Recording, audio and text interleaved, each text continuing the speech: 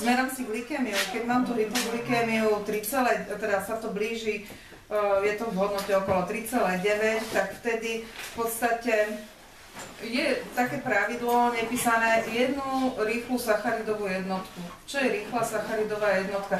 Najrýchlejšia sacharidová je čistá glukóza. V hodnote jednej jednotky sacharidovej, čo je 10 gramov. Ono v podstate, ako vy hovoríte, poväčšine sa siahne po ovocnom džuse.